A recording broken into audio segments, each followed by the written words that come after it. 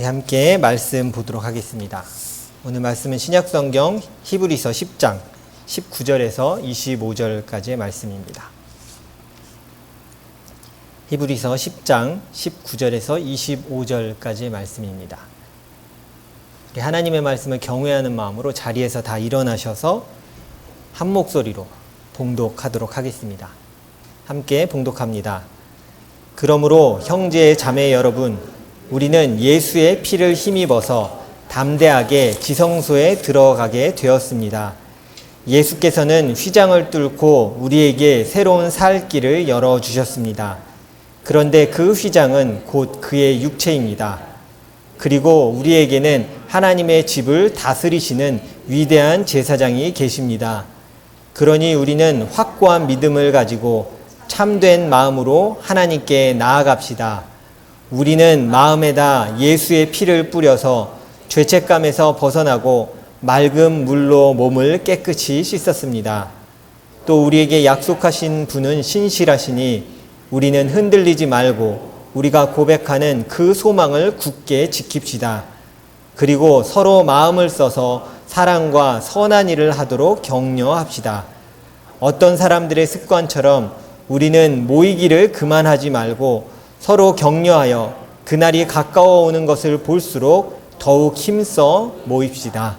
아멘. 앉으시기 바랍니다. 오늘은 누구와 모이는가라는 제목으로 함께 말씀 나누도록 하겠습니다. 더우시죠? 네, 여름입니다. 제가 오다가 차 온도계를 보니까 34도가 지키던데 더 올라갔겠죠, 지금쯤. 교회에게 그리고 목회자에게 여름은요, 뭐 덥기도 하지만 사실 되게 좋은 계절입니다. 그리고 부정할 수 없는 게 참 바쁜 계절입니다. 여러 행사들이 이 짧은 여름 시간 안에 대부분 교회가 그렇게 많이 몰려 있습니다. 특히 캐나다에서는 밖에서 무엇을 할 수 있는 달이 몇 달 되지 않습니다. 이렇게 겨울 하다가 몇 번 이렇게 여름이다 그러면 또 겨울로 바뀌는 만큼 사실 한 4달, 5달 정도 겨우 바깥에서 외부 활동을 할 수 있을까 싶기도 합니다. 그 기간이 방학이죠. 그래서 그때 교육부 사역을 대부분 다 해야 됩니다. 그러니까 제가 생각해 보니까 제가 2002년부터 2003년이죠. 전도사로 계속 사역을 했으니까 생각보다 시간이 빨리 간 것 같아요. 많이 갔는데 교육부서를 계속 했거든요. 근데 교육부서 여름이 되면 바빴잖아요. 근데 바쁜 가운데 다 즐겁지만 저를 난처하게 하는 순간들이 좀 있습니다. 그게 언제냐면 수련회를 준비하는 그 직전에 일어납니다. 대부분 어떨 때 일어나냐면 떠나기 전에 학생들이나 청년들이 제일 관심 있어 하는 게 있습니다. 뭘 것 같으세요? 맞춰보세요. 수련회를 가기 전에 아이들이 가장 관심 있어 하는 거. 그러니까 의외로 어른들은 어디 갈지 뭘 하고 놀지가 관심이 있을 것 같지만 아이들의 관심사는 뭐냐면 나 누구랑 조가 되어요. 거기에 관심이 다 가 있어요. 어디 가서 노는 거 별로 상관하지 않아요. 누구랑 같은 조예요?를 계속 물어봅니다. 감사하게 제가 생각할 때 카톡이 없었어요. 그때는. 그러니까 이제 물어볼 수는 없으니까 교회에 붙들리면 물어보는 거예요. 그래서 저한테 로비를 합니다. 목사님, 저는 누구랑 짝하면 수련회 안 갈 거예요. 거꾸로 전 누구랑 조 안 시켜주면 전 안 갈 거예요. 거의 협박으로 저한테 계속 들어옵니다. 그래? 참고할게. 그러고 그냥 이게 제가 다 들어줄 수 없으니까 듣습니다. 가끔은 필요한 일이 있지만 거의 대부분은 내가 쟤랑 꼭 하고 싶어 혹은 쟤랑 안 하고 싶어가 대부분입니다. 이런 말을 진짜 할까 싶지만 의외로 목회자 입장에서 많이 듣습니다. 그러니까 여러분들은 한 분이지만 온 학생들이 와서 다 얘기한다고 한번 생각해보세요. 전 누구랑 꼭 조 얘기해 주세요. 그러면 조를 그렇게 한번 짜보잖아요. 난리가 납니다. 모든 조에 막 10명, 20명 들어가 있고 여기 2-3명 들어가 있는 이상한 괴이한 조가 탄생을 하죠. 그래서 제가 결정했던 방법이 있었습니다. 조 발표를 절대 수련회 전에 하지 않는 거예요. 애들이 누가 돼요? 끝까지 얘기하네. 언제 할까요? 버스 타고 가서 장소에 다 내려서 집에 돌아갈 수 없을 때 발표해버립니다. 그럼 이제 여기 울고 여기 막 삐지고 막 난리 나는데 너무 신기한 건 한나절이 다 가지도 않았어요. 반나절 안에 그 아이들은 웃고 새로운 친구들과 놀아요. 그게 매번 너무 신기한 거야. 저럴 거면서 왜 저는 안 갈 거예요, 목사님. 거의 협박식으로 왜 나한테 얘기했나 싶기도 해요. 귀엽기도 합니다. 근데 그 어른들은 귀엽지 않아요. 어른들도 수련회 가거나 할 때 이런 경우가 많이 있습니다. 구역 편성 후에 생각보다 많은 전화를 목회자가 받습니다. 그리고 편성하기 전에도 연락이 옵니다. 목사님, 저는 저 권사와 짜게 해주면 전 절대로 구역 안 합니다. 이 실제로 제가 받은 전화예요. 그냥 제가 농담을 하는 전화 아닙니다. 생각보다 이런 연락을 많이 받습니다. 제가 아는 후배 목사님이 이제 부목사로 사역하시는 교회의 담임 목사님은 구역을 발표하면 일주일 동안 휴가 가셨대요. 전화 꺼놓고. 하도 연락이 오니까 나한테 연락하지 말라 그래. 그러고 전화를 끊고 구역 발표하고 일주일 동안 숨어버리세요. 이게 얼마나 연락이 많이 오는지 아시겠죠? 그러니까 뭐 때문에 못하겠어요. 뭐 누구랑 꼭 해야 되는데 이런 얘기 때문에 힘든 거예요. 다 들어줄 수 없으니까요. 나이가 들어도 내가 같이 하고 싶은 사람과 함께 하고 싶어 하는 마음은 사실 여전합니다. 그거 꼭 청소년만 있는 마음은 아니에요. 누구에게나 있는 마음이에요. 그렇다고 사실 모이는 것을 안 할 수는 없습니다. 교회에서 모이면 참 중요하거든요. 때로는 모이기 싫어도 모여야 할 때가 있습니다. 모여서 예배 드려야 하고 기도해야 하고 또 모여야 무언가 할 수 있는 게 교회이기도 합니다. 코로나를 겪으면서 우리가 많이 느꼈을 거예요. 진짜 모이는 게 어떨 때 귀찮지만 막상 못 모이게 하니까 우리가 어땠어요? 잊으시면 안 돼. 아직 2년 겨우 지난 겁니다. 미치고 팔짝 뛰겠죠. 그렇게 귀찮게 한 달이 이렇게 빨리 오나 싶을 만큼 순모임이 자주 오는 것 같아서 우리 순모임 너무 자주 하는 것 같은데 우리 자주 하는 거 아닙니다, 여러분. 한 달에 한 번이면 정말 덜 하는 거예요. 근데 느껴지잖아요. 너무 자주 하는 것 같은데. 근데 다 다칠 때 우리가 고백했어요. 그 순모임이, 그 예배가 일주일에 한 번 드리는 게 얼마나 귀한지 우리가 알았습니다라고 고백했었어요. 우리 오늘 말씀을 통해서 우리가 그렇게 중요하게 생각하는 그 모임을 어떤 마음으로 바라봐야 하는지에 대해서 함께 좀 보려고 합니다. 아까 제가 학생들이 했던 불평 이런 거 있었다고 그랬죠. 저는 제 친구랑 꼭 같이 하게 해주세요. 여러분, 이 묻는 원인이 뭐라고 생각하세요? 이유가 있거든요. 저는 꼭 쟤랑 같이 해야 돼요. 혹은 쟤랑 진짜 저랑 하면 안 할 거예요. 이렇게 얘기한 이유는 뭘까요? 친구가 좋아서도입니다. 청소년이 그렇게 얘기할 수 있잖아요. 근데 다시 말하면 모임의 이유가 친구이기 때문이에요. 그죠? 부정할 수 없어요. 이 청소년들에게는 난 저 모임의 이유는 아무것도 없어요. 그냥 난 친구야. 친구랑 가서 놀아야 되니까 걔랑 있어야 되고 걔가 없으면 뭐예요? 그 모임은 의미가 없는 거예요. 그래서 바꿔달라고 요구하는 거예요. 모임에 참가하는 이유가 재미입니다. 교회 모임들도 마찬가지예요. 어느 순간 우리가 모이는 것에 재미를 느끼기 시작하면요. 우리가 중심을 탁 잃어버리는 순간이 탁 옵니다. 어느 순간 와요. 그래서 모이는 이유가 사람이 되고요. 즐거움이 되고 또 하나 안정감이 돼요. 사람들과 이렇게 모여 있으니까 내가 어디 소속돼 있는 것 같아서 굉장히 평안함이 들어요. 그래서 그 모이는 이유와 근본이 어느 순간 좀 바뀌게 됩니다. 오늘 우리가 읽은 이 말씀은요. 우리의 모임의 근원이 어디에 있는지를 다시 한번 설명해 주는 말씀입니다. 우리가 무엇 때문에 모여주는지를 보여주는 구절이기도 하죠. 오늘 말씀 19절, 20절을 한번 다시 한번 보여주십시오. 우리가 한번 19절, 20절 한번 볼까요? 자, 한번 읽어보겠습니다. 함께 읽습니다. 시작. 그러므로 형제, 자매 여러분, 우리는 예수의 피를 힘입어서 담대하게 지성소에 들어가게 되었습니다. 예수께서는 휘장을 뚫고 우리에게 새로운 살 길을 열어주셨습니다. 그런데 그 휘장은 곧 그의 육체입니다. 여러분, 광야에 있었던 성막을 기억하실 겁니다. 그리고 솔로몬의 성전에도 지성소 부분이 있었어요. 대제사장만 들어갈 수 있는 부분이죠. 영어로 여기 표현이 있네요. 두 번째 줄, the whole most holy place. 그래요. 그러니까 너무 거룩한 장소에 아무도 함부로 못 들어가는 장소, 보통 지성소라고 얘기를 합니다. 당연히 일반 사람들 못 들어갔고요. 대제사장만 특별한 때에 들어갈 수 있었습니다. 물론 대제사장도 알고 계시겠지만 이곳에 들어갈 때는 자기가 생각하기에도 모든 죄를 다 자백하고 하나님 앞에 용서 먼저 받아야 돼요. 나도 인지하지 못하고 내가 죄를 숨기고 혹시 지성소에 들어가면 그 제사장도 죽습니다.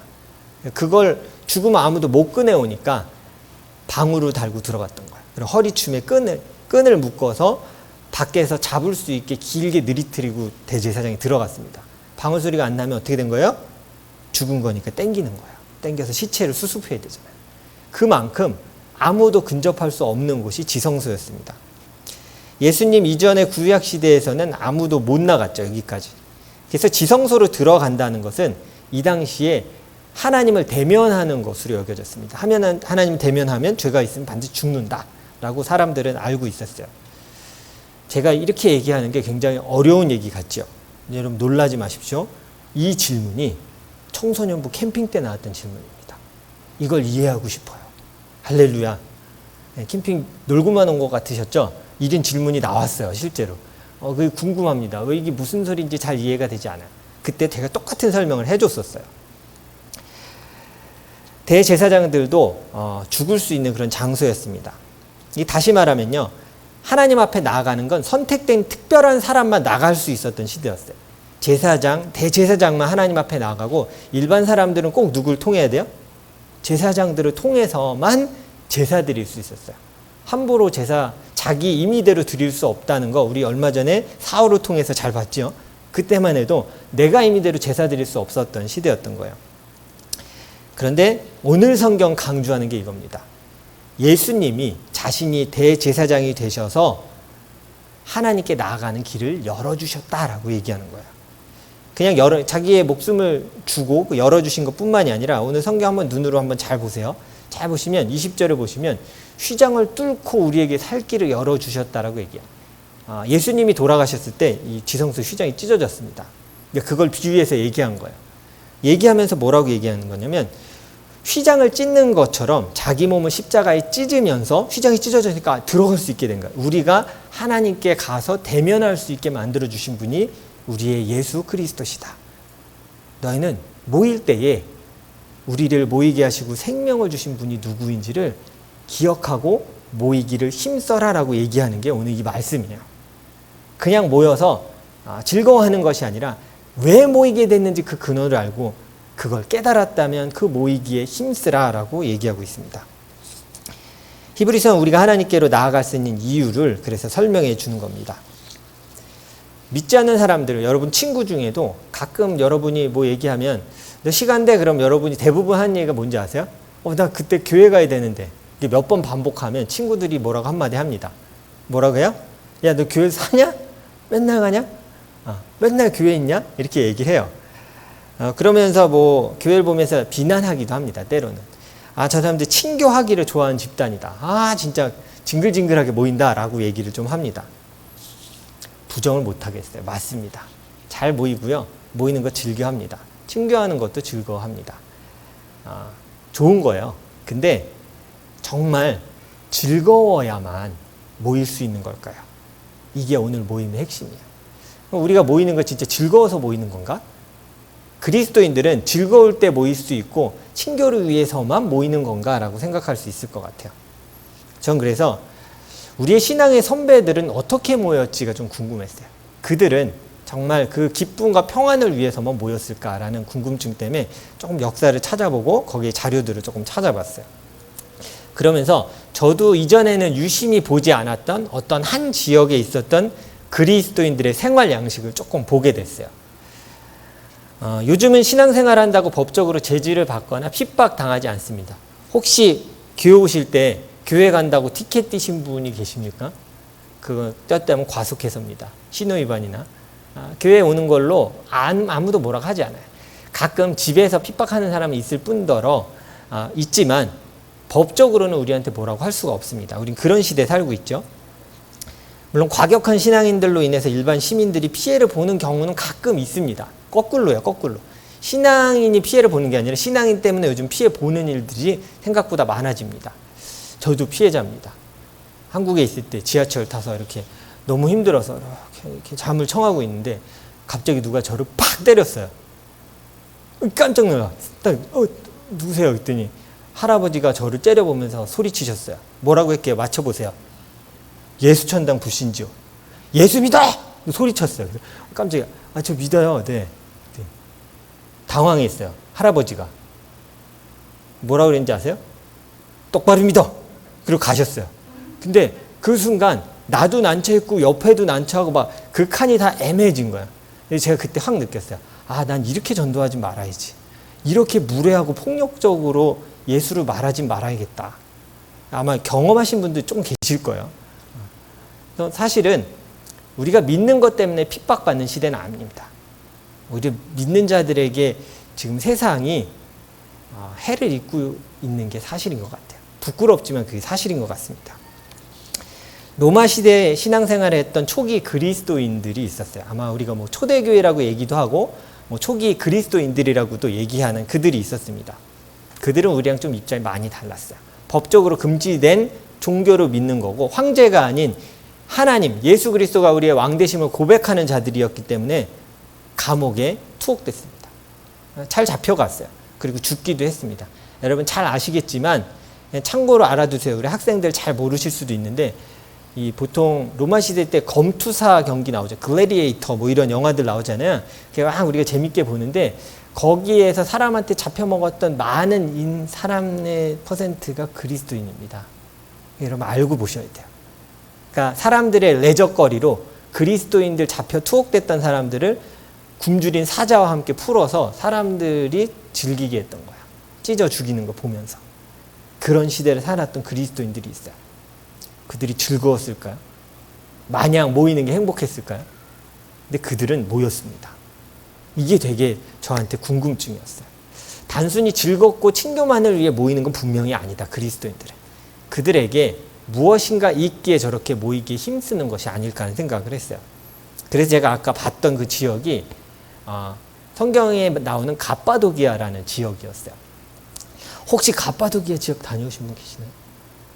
지금 카파도키아, 터키에 있는 지역인데요. 이제 제가 사진을 보여드리면 좀 아실 거예요.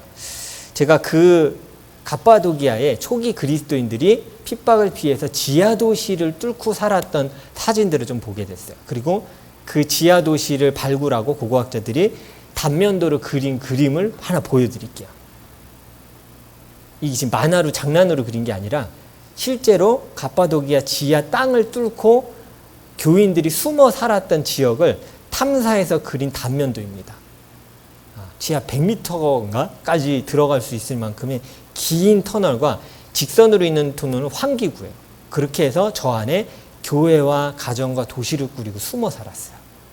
이렇게 보니까 그냥 개미집 같은데 그렇죠. 저도 처음에 보고 개미집 너무 죄송하게 적어보고 개미집을 만화로 그린 줄 알았어요. 근데 저게 실제 갑바도기아에 있었던 교인들의 삶을 나타내준 지도였어요. 실제 사진 하나 볼까요? 저 안에 내부. 제가 이렇게 긁어서 팔 수 있는 모래를 구성으로 된 뭐 흙이래요. 그러니까 이렇게 팔 수 있었던 것 같아요. 딱딱하긴 하지만요. 그러니까 저 안에 저렇게 공간을 두고 저게 전기니까 저렇게 보이지 촛불 들고 살았을 거 아니에요. 등불 들고 살았을 거 아니에요. 그러니까 저 안에서 숨어서 신앙생활 하면서 살았던 초대 교인들이 있었습니다. 다음 사진 한번 보여주세요. 굉장히 커요. 그 안에 뭐 학교도 있었고 가정도 있었고 교회도 있었고 뭐 빨래하는 터도 있었고 물을 기르는 터도 있었고 그 안에 모든 것을 해놓고 지상으로 뭐 가끔 나오겠죠. 숨어서 저 안에 지냈고 돌문을 안에서 굴려서 닫으면 밖에서 열 수가 없었대요. 그래서 대피하고 누가 찾아오면 닫고 이렇게 도피하면서 생활을 했다고 합니다. 또 마지막 사진은 그 인근에 있는 지역에 기독교인들이 저렇게 핍박을 피해서 광야로 나와서 굴을 파고 살았던 거예요. 갈라디아 지역 지도에서는 오른편에 있는 지역이 갑바도기아입니다. 나중에 한번 찾아보세요. 보실 수 있을 거예요. 지금 터키의 카파도기아고요. 나중에 이제 혹시 기회가 되신다면 저기 뭐가 유명하냐면 열기구가 유명해요. 열기구 관광 쭉 이제 광야에서 올라가서 뭐 이집트에서도 보지만 저기서도 볼 수 있다고 합니다. 기회가 되면 성지 순례를 통해 한번 꼭 보시면 진짜 좋을 것 같습니다. 제가 여러분에게 질문 드릴게요. 이들이 모였던 이유는 즐거움이었을까요? 안락함이었을까요? 아니요. 그 어떤 것도 얘기하기가 좀 민망해요. 안락하려고 저기에 모여요? 즐거우려고 이 햇빛을 피해서 여기 뭐야? 우리 이제 햇빛 뜨겁다고 약간 불평하는데 제가 이 설교 준비하면서 이렇게 가만히 있어야겠다 진짜.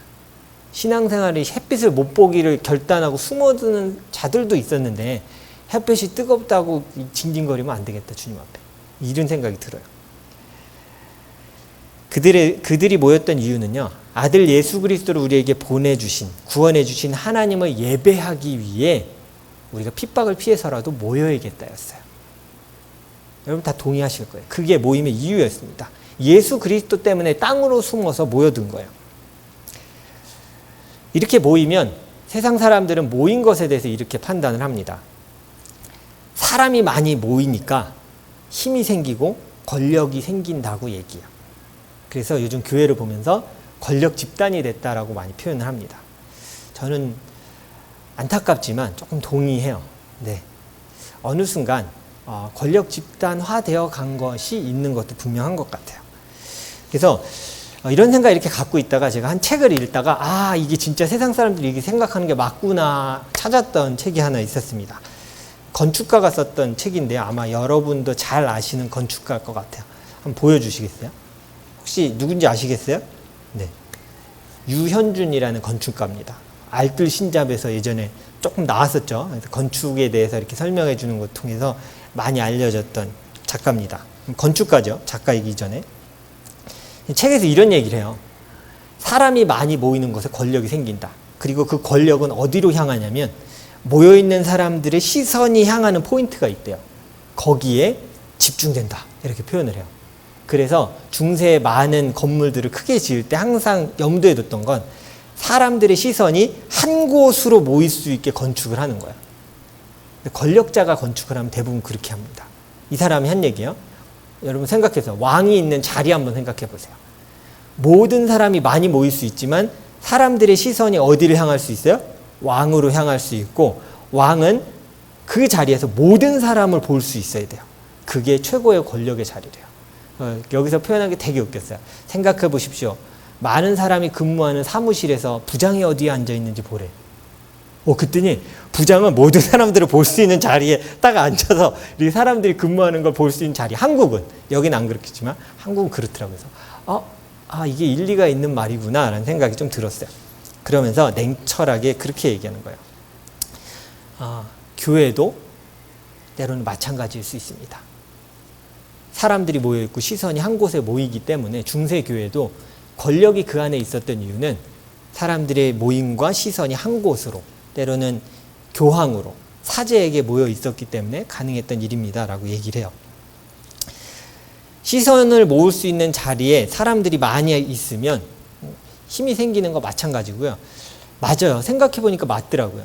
여러분이 콘서트장에 한번 가셨다고 생각해 보세요. 가신 적 없어도 한번 상상을 해보십시오. 보신 적은 있으니까. 그래서 콘서트장을 사람들이 꽉 채웠습니다. 잠실 주경기장 꽉 채웠다고 한번 생각해 보세요. 그러면 가수의 손짓 하나에 사람들이 어떻게 해요? 이야! 이렇게 되죠. 예전에 본 영상인데 굉장히 재밌었던 장면이 하나 있었어요. 마이클 잭슨을 혹시 아세요? 우리 청소년들? 마이클 잭슨 알아요? 네, 마이클 잭슨이 따라하지 못합니다. 저한테 그걸 요구하지 마세요. 이 무대에서 이렇게 펑 하면 이렇게 점프해서 무대 탁 이렇게 쓰는 게 그 트레이드 마크였어요. 근데 탁 점프해서 나와서 1분 동안 아무 말도 하지 않고 그냥 이렇게 관중을 바라보는 장면이 있었어요. 한국에서도 그거 했었어요. 예전에 근데 몇 명 많이 실려갔어요. 저 아직도 기억나요. 막 실려갔어요. 젊은 여자애들이 졸도해갖고. 왜 졸도해요? 그냥 마이클 잭슨의 이 손짓 한 번에 하다가 숨을 안 쉬고 하다가 껄떡 넘어가갖고 앰뷸런스에 실려갔어요. 실제로 마이클 잭슨이 전 세계 투어하다가 죽은 사람이 꽤 됩니다, 여러분. 그 소리 지르다 졸도한 사람이 꽤 돼요. 그래서 죽었어요. 심장마비로. 너무 안타까운 얘기지만 실제로 있는 일이에요. 그러니까 무슨 얘기냐면 모든 사람이 모인 곳에서 시선이 한 곳으로 딱 모이면 그 사람의 손짓 하나가 거의 신의 계시입니다. 이건 사람이 많으면 많을수록 더 해당되는 얘기예요. 그렇게 딱 생각하니까 이 자리가 무서운 거예요. 여러분 지금 누구 보고 있어요? 저를 보고 있잖아요. 이걸 목사들이 알아야 되겠더라고요. 제가 이 책에 의미 있겠어요. 이거 목사들 알아야겠다. 이 자리가 하나님이 주신 자리인데 자칫하면 권력의 자리가 될 수 있음을 알아야 되는구나. 모든 사람이 알아서 한 곳을 바라보고 있어요. 이럴 시간이 없어요.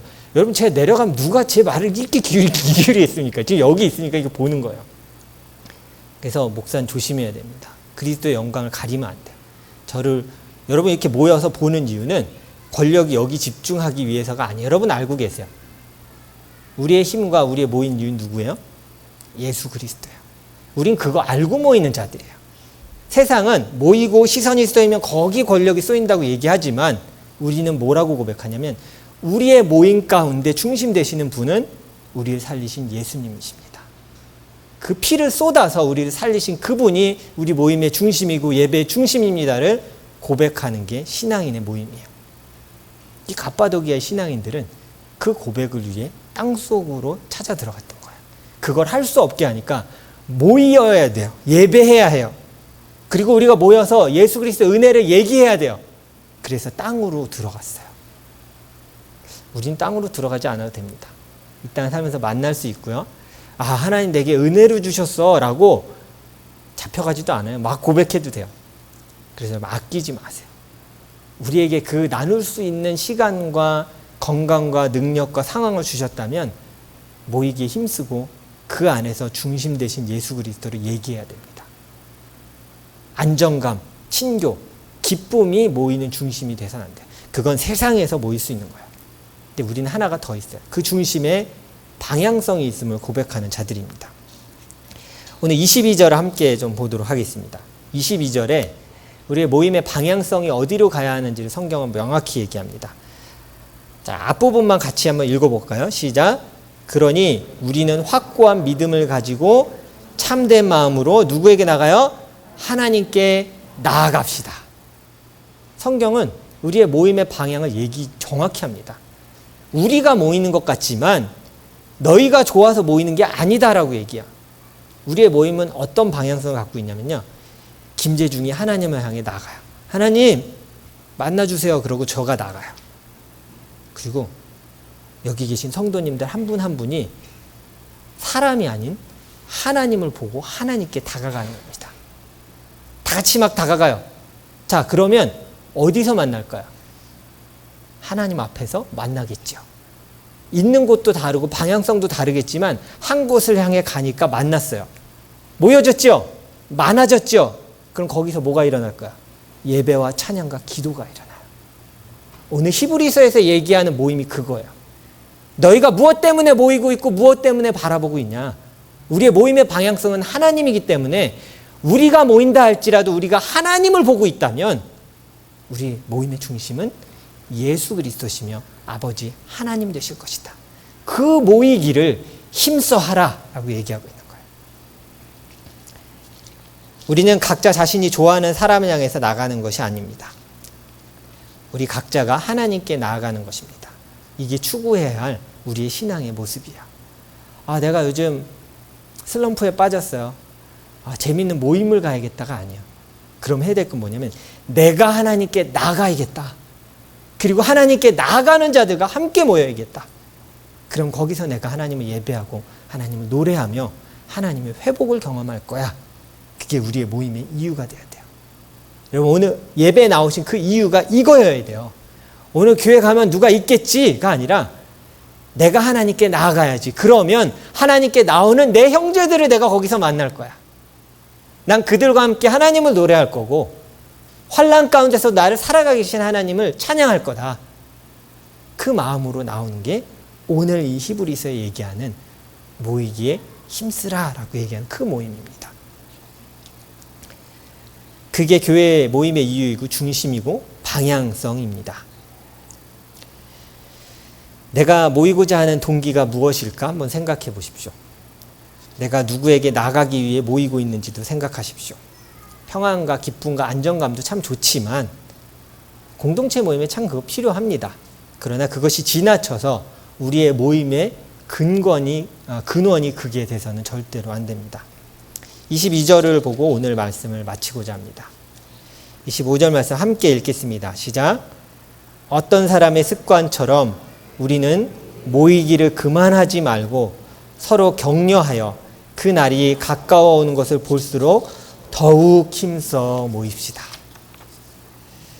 자신이 원하는 습관을 가지고 모이면 그리스도의 은혜를 나누고 배우는 자리에 나가고 모이는 것이 귀찮아집니다. 하지만 나의 기쁨과 안정감을 위해 모이는 것에는 사람들이 보통 애씁니다. 근데 우리는 뭐에 애써야 되냐면 하나님께 나아가는 그 방향성에 애써야 돼요. 우리 교회는 활력이 별로 없는 것 같아요. 우리 구역에는, 우리 순회는 활력이 좀 없어요. 그럼 해야 될 게 뭐냐면 내가 하나님께 방향성 두고 지금 나가고 있는지 점검하는 거예요. 그 모임을 자꾸 질책할 게 아니라 우리 어디서 모이고 있냐, 누구와 모이고 있냐를 보는 거예요. 우리끼리 모이는 거 아니거든요. 우리 예수 그리스도와 모이는 거라면 내가 그분께 가야지요. 너도 와, 너도 오고 우리 거기서 만나. 우리 거기서 함께 하나님을 노래하자요. 예배는 그런 방향성을 가진 모임이에요. 기도에도 그런 방향성을 가진 모임이고 순모임도 마찬가지예요. 그 모임의 방향성을 잊지 않으시기를 바랍니다. 서로 모이기를 힘쓰십시오. 그리고 격려하고 사랑하십시오. 우린 각각 하나님을 향해 가고 있는지 점검하고 하나님을 향한 그 길에서 만나서 서로 격려하고 사랑하며 이 길을 가야 하는 자들입니다. 사랑하는 성도 여러분, 우리를 모일 수 있게 하신 예수 그리스도를 찬양하십시오. 아멘. 우리가 오늘 모인 이유가 바로 그것입니다. 친교로 모일 때도 함께 식사할 때도 그 은혜에 감사하며 기도하십시오. 우리 이렇게 모이게 해주신 하나님 감사합니다. 우리가 모인 이유가 그분이기 때문입니다. 모였더니 너무 좋아요. 그럼 마음껏 기뻐하세요. 누릴 수 있는 것 많이 누리세요. 그러면서 꼭 고백하세요. 이 기쁨을 주신, 모일 수 있도록 기쁨을 허락해 주신 예수 그리스도의 보혈에 감사합시다. 그게 우리가 모였을 때 해야 될 이유입니다. 그것은 가정에서도 교회에서도 마찬가지고 그것이 모임의 방향성을 갖는 중요한 일입니다. 여러분의 가정의 방향성을 정하십시오. 우리 교회의 방향성 정해야 돼요. 내가 속한 순의 방향성도 정해야 돼요. 우리 어디서 모일까? 누구랑 모일까? 우리 순모임하면 어떤 가정에서 모이는 것 같지만 그건 그냥 우리의 이 피지컬한 장소예요. 우리 기억해야 돼. 우리는 하나님께 나아가는 길에 함께 만나는 자들이다. 를 기억하고 살아가야 합니다. 우리 교회도 예배도 순모임도 교제를 위한 모든 모임들도 이렇게 명확하게 하나님을 향해 걸어가는 방향성 갖는 모임 되기를 간절히 축원합니다. 시간 함께 기도하겠습니다.